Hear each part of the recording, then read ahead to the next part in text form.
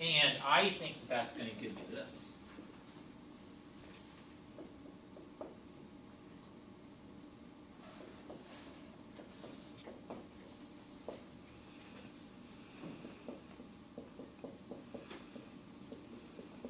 And this.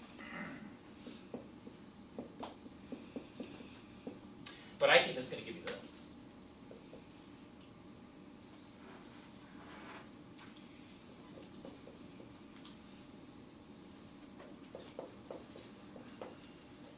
You guys relax, I'm doing all the arithmetic for you.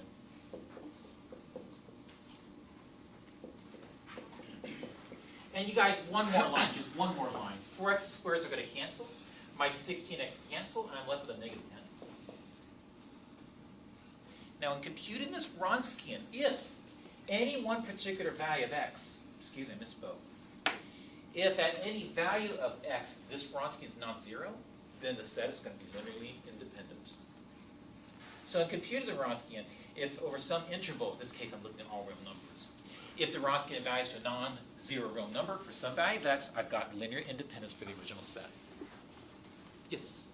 Does that mean you can only do even polynomials? No. Makes no difference, and it doesn't have to be polynomials. I just made this example up.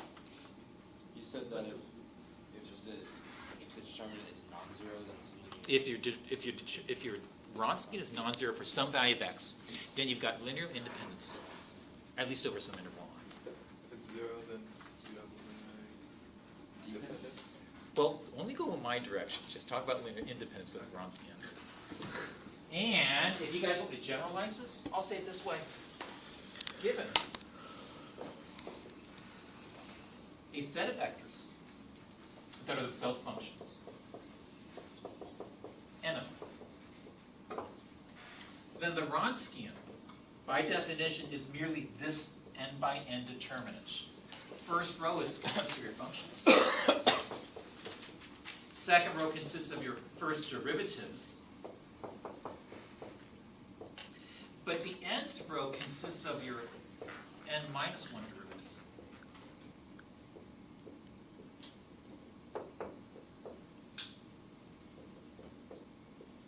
N minus 2 for example. Thank you very much. I agree. So you guys, just to illustrate this in a 2-by-2 situation, let's just suppose y1's a multiple of y2. Doesn't that imply that y1's derivative is equal to k times y2's derivative? You guys, am I doing okay so far?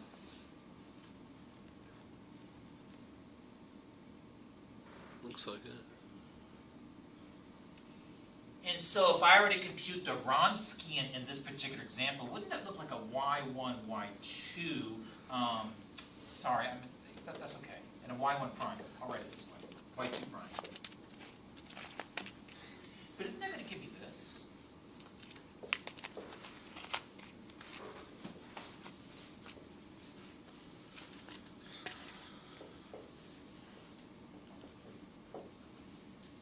Isn't that going to give me this?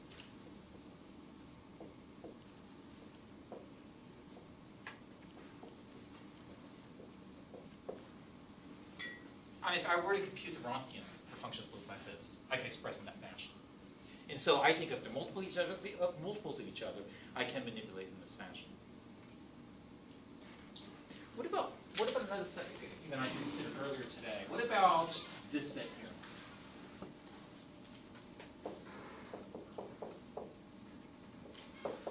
Did we not agree that this was a linearly dependent set? Let's see what happens with the Wronskian. Computing the Wronskian, I think I've got the inverse sine of x, the inverse cosine of x, my pi halves, and my second row. Anybody? 1 over root 1 minus x squared.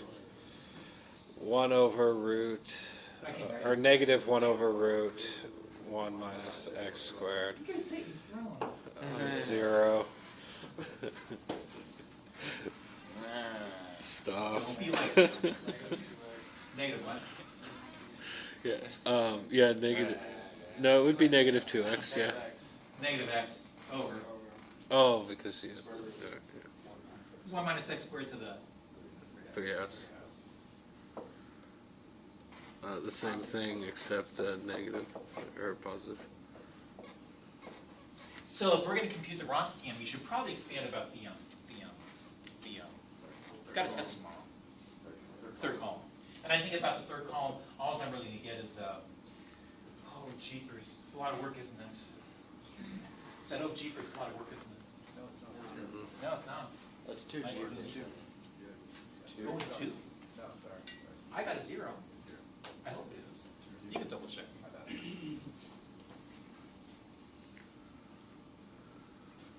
So you guys, let me change my language a little bit.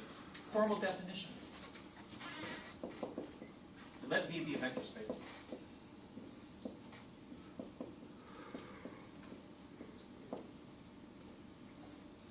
If this set of vectors, jeepers, I'm getting too sloppy today.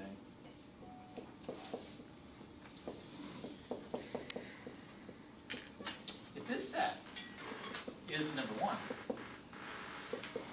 a spanning set, and number 2 is linearly independent,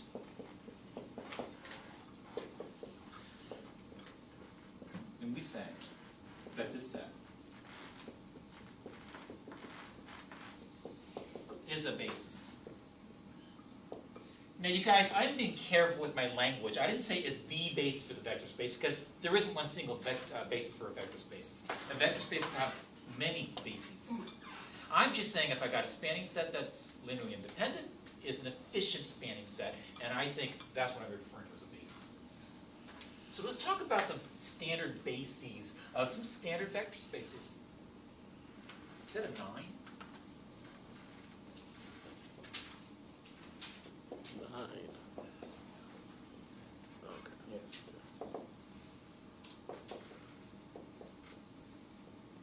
Anybody?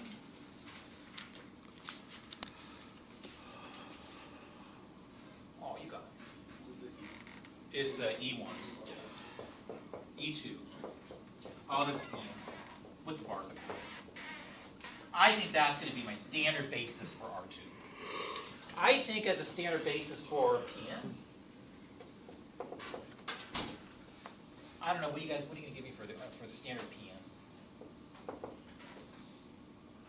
1. X squared. X again. I can't hear you. X n minus 1. No, you're right, I was wrong.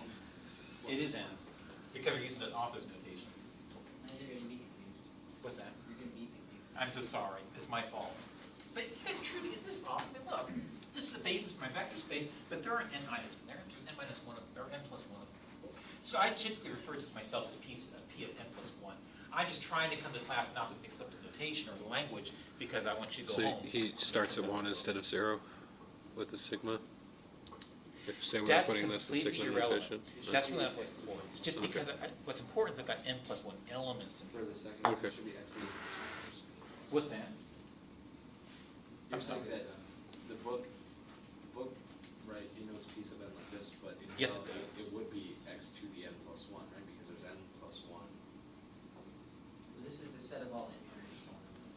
Yeah, the set of all polynomials of a degree no more than n. You know, more That's than what P of n is. n plus 1. At least again, using your author's language. Chris? We're talking about the Wronskian. just for a little bit. Yes? Okay. I see that if you set it equal to 0, the Wronskian, or if the, rather, if the Wronskian for any value of x will end up being 0, then you know that your set of vectors is linearly independent, right? Unfortunately not. What the Wronskian concludes is this. If the Wronskian is values to something that is not equal to 0 for all values of x in some interval, then your set of functions is a linearly independent set, at least over that interval.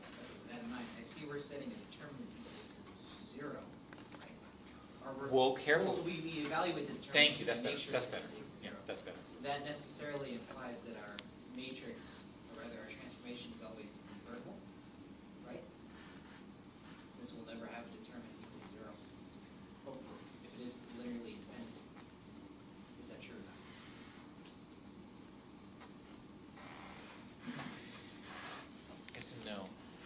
changes? What if this ended up being not 0, not like 10 in my last example? What if it ended up being x plus 1?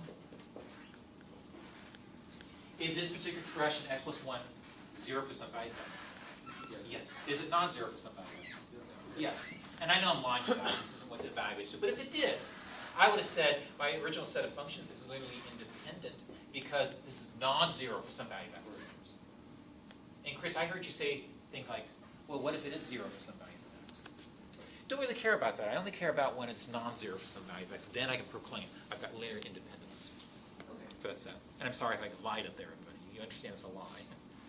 Okay, but is there some sort of relationship between the inverted building of Wronskian and linear independence? No, because I'm differentiating to generate this determinant. And since I'm differentiating, I think it transforms what you started with. It's just a tool that I can use to determine linear independence. What about this vector space? Don't give me basis. Just tell me the size of the basis. N by n? Say n squared. Yeah, I think it's going to be n squared. Do you guys agree? Well, isn't that the same thing? What did you say? N by n? Well, n by n is the dimension. I'm asking, what's the size of the basis? Size of the basis, okay. I think it's going to be n squared. What can you say about a basis for this vector space?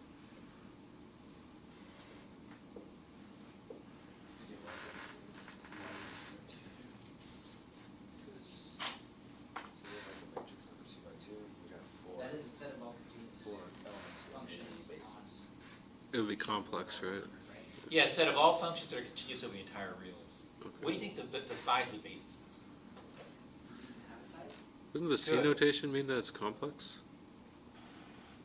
Well, I'm using the C notation to represent the vector space of all continuous functions Okay. over the entire reals. If I were to talk about the complex number system, Yeah. I'd have to use something like a boldface C, or I in class would use a vertical slash to its left-hand side to represent the set of complex numbers. Okay. Here's an example of an infinite dimensional vector space. So this is not a finite dimensional vector space. I told you we're not really going to talk about infinite dimensional vector space, but this is an example that I do talk about periodically. I have to confess. Does that mean anything to have an Unfortunately, it means a lot. I mean, once you start talking about infinite dimensional vector space, excuse me, more complicated things happen. It's not nearly as clean as looking at finite dimensional vector spaces, and it certainly will be on the scope of this course. Yes. Can you explain why example 3, the size is n squared? Yeah, check this out. I think this vector space is a set of all n by n matrices where here's the first entry, here's the second, all the way down to this one here. And here's my second row, down to this element. All the way down to the very last nth row.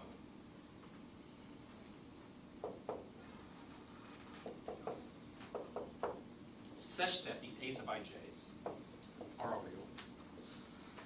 And if this is really what n looks like, then I think just look inside. If I treat this entry as a 1, all the other ones zeros, that'll be one element in my spanning set. But then treat this entry as a 1, all the others 0. That's the second literally independent element of that spanning set. And I can do this how many times? Well, I've got n times n entries in this n by n matrix. So n times n is n squared. That's how many elements are in the basis. Chris, Do all basis vectors for a vector space have the same dimension? say that one more time. Do all basis vectors for a Do you mean are all bases going to have the same dimension? okay, Yes. In other words, all bases have the same size. They could be different vectors, but the same size. So I maintain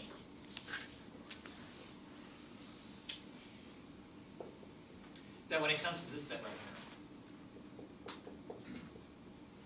this is certainly a basis for this vector space. But I maintain this set as well.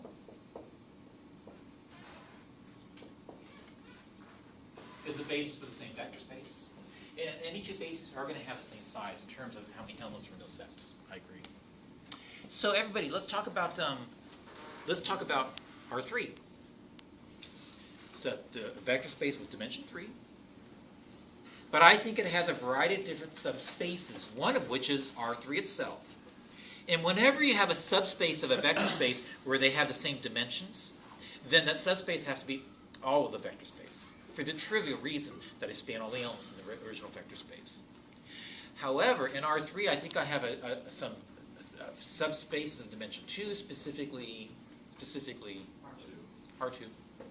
But what do they look like geometrically? What does R2 look like geometrically? Like a Cartesian coordinate system. So any Cartesian coordinate, any plane? No, not any plane. No. It's got to be a plane that passed through the origin. And I think any vector, any subspace of R3 as a vector space that has dimension 1 is going to have to be a line that passed through the origin. So I got subspace of dimension 3, 2, and 1 for R3. Any more? Yeah, I think the singleton set containing the origin would be a subspace of R3. It's just that its dimension is 0 because I don't have any free variables in there. Did you see that? Yes. Yes.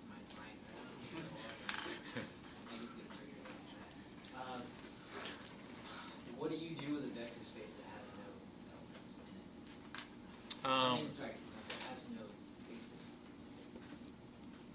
What am I trying to say? I hope you realize what I'm trying to say. I think this subspace of R3, this one right here,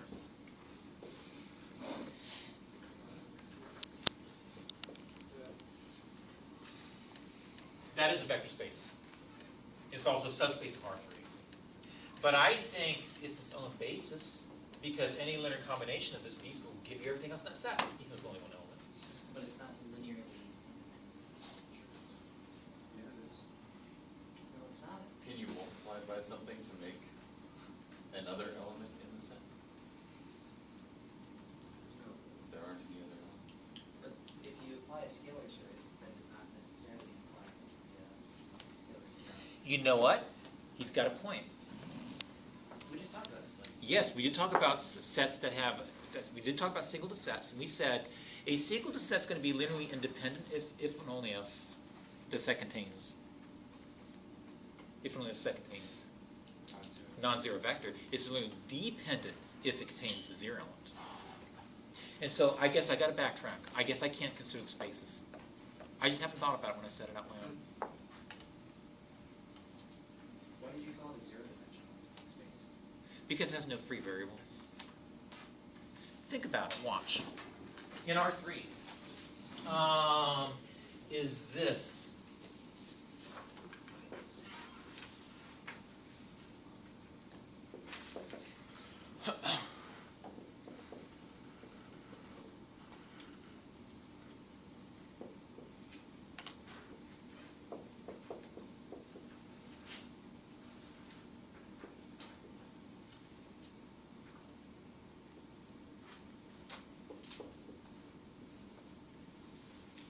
Is this a vector space? What? Is What this a is vector that? space? What is It just what? doesn't even make any Oh, sense. sorry. Did I forget my parentheses? My apologies. Is that a less than or equal to No, it's a R3? proper Well, improper. It could be improper. That's just a subset notation. A sideways U. You've never seen that. No, I've You've never seen set that. theory like that? Never seen set theory like that. Not here in the book. That means it's a subset of R3. I don't have to put the bar there. The bar there just means it could be all of it, but we know it's not in this example. It's still a true statement. It doesn't change the validity of my statement. Okay. But is that a vector space? Is that a vector space? Oh, you Because guys. it doesn't contain the. Yeah. Yeah, I think it is. We just talked about it. Any line passed through the origin is going to be a subspace of R3. That certainly is a line passed through the origin, isn't it? Because this ends up being nothing more than a set of all linear combinations of those things. Well, there's only one. I guess it's just the it'd just be t times 1, 2, 3. where T ranges over the reals. Did you guys see how with this one-dimensional vector space I got one free variable to generate all of it? Whereas I think with this particular set,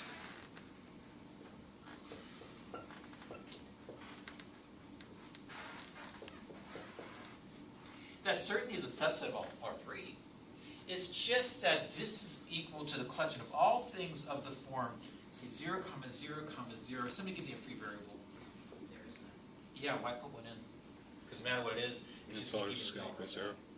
I think the span of the set actually is that set. And there's no free variable. And with 0 free variables, I subclassify this 0 dimensional.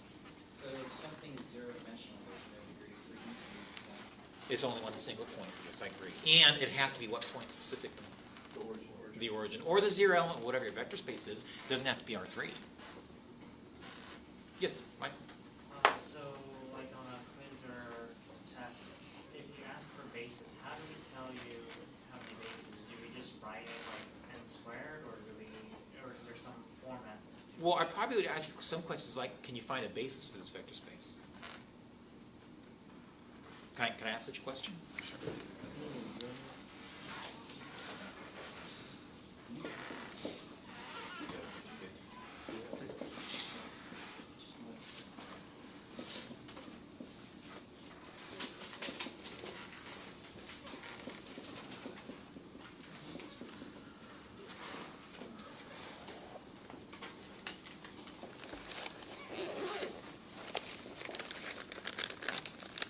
I think this vector space, I think it's actually a subspace of R3.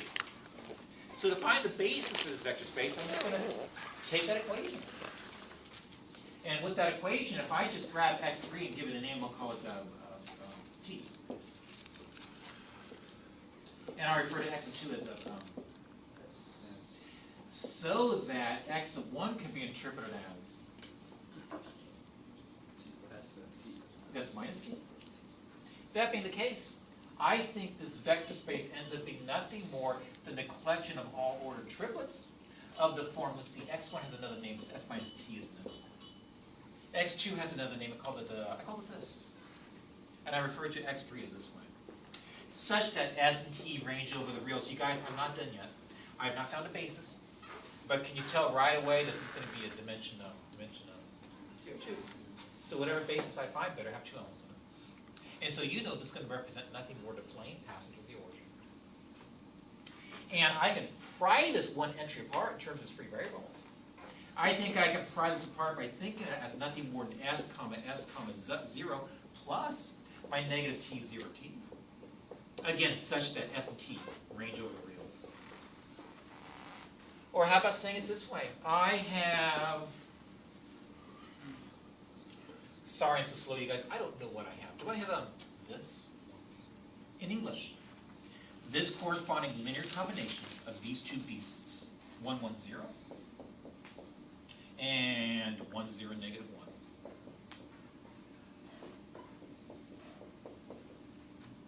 Or shall I say, I merely have the span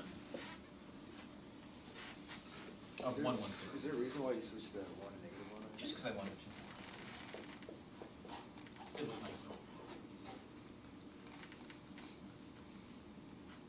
So, I think I'm done. A basis is merely the set right here, containing those two entries of 1, 1, 0, and 1, 0, negative 1. It's a linearly independent spanning set for that particular vector space. So can I ask just a really quick test question? So when we split it up into the variables like s and t, do you really care which one we label our s or which one we label our t? 100% irrelevant. As a matter of fact, in the end, I kind of prefer using a spanning notation anyway, so you don't even see the name of the free variables. Okay.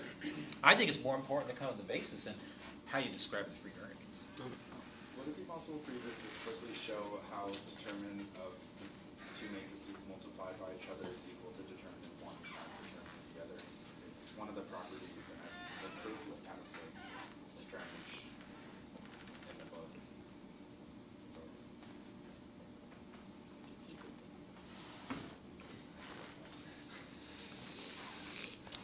So you guys, where am I at? Number, well, I guess no examples.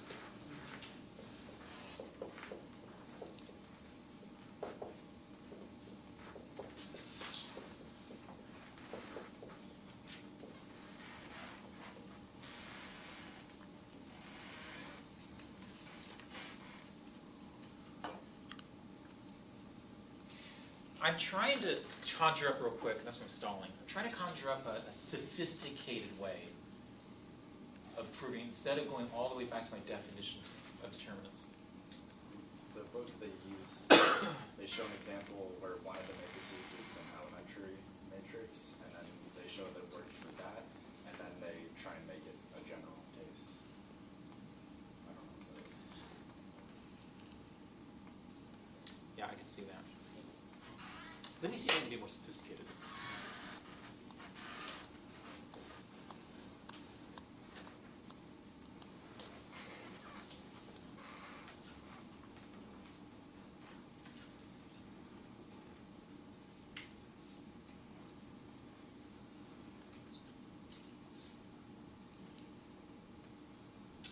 I just can't do it.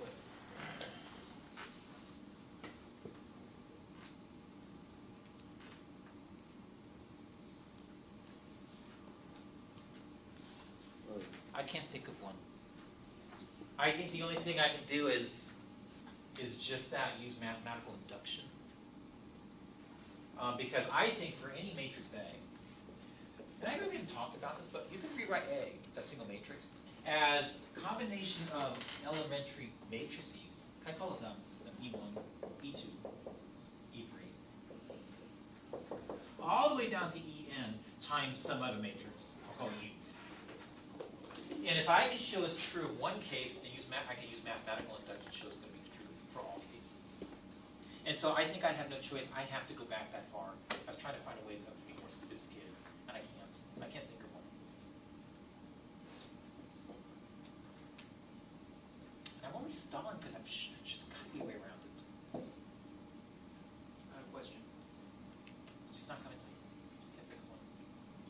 If you expand into the big sigma, little sigma notation of, if you expand into Yeah. the big sigma, little sigma notation, I think stuff might happen if you have a lot of products in there. I don't know, I feel like you could factor that out.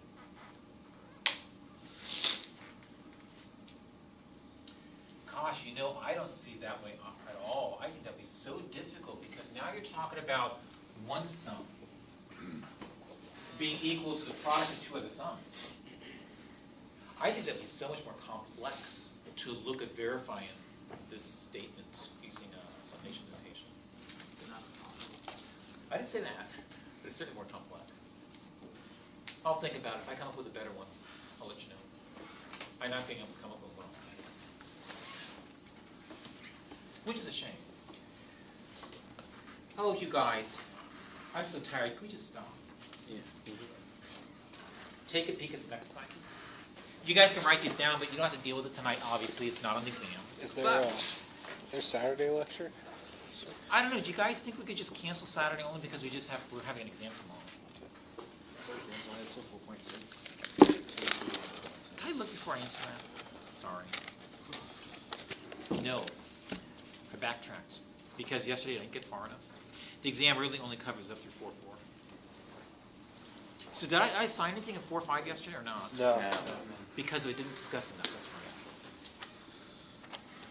right. By the way, is there, as for, like, review parts, because, like, the 1.12 from last Yes. exam, you gave us 2.9 and 3.5, is there one for 4? Yes, there is. The only problem with the review section in chapter 4 is that it's going to cover a lot of stuff we haven't discussed. Right. And it does have its own chapter review. Did I post another exam yesterday or not? Did anybody Yeah, look? you did. I did, okay. Yeah. I just have no memory. I'm so What is busy. that one? What's that? What chapter is it? The chapter 4 review is section 4.13. So 4.13. The other exam you posted seems a little bit more relevant to what we've been studying and doesn't have the Do you remember what the year was? DEs and stuff like that. Is it 2010? Yeah. That's probably why. Okay. And again, you guys, I didn't really look. I just grabbed something and said, here's more practice. How about in 4-5?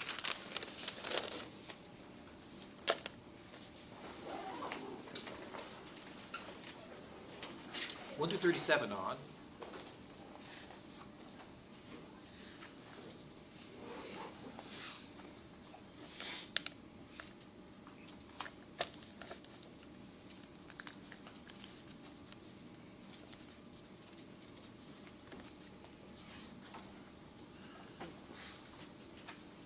Mm.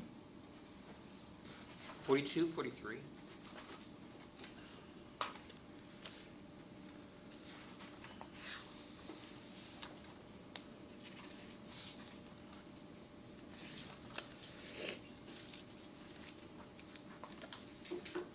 $47.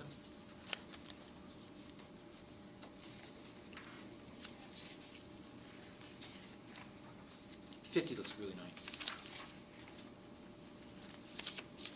In 4.6,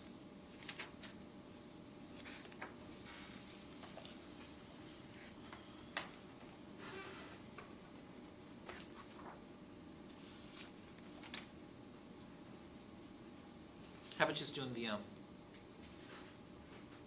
1 through 35 odd?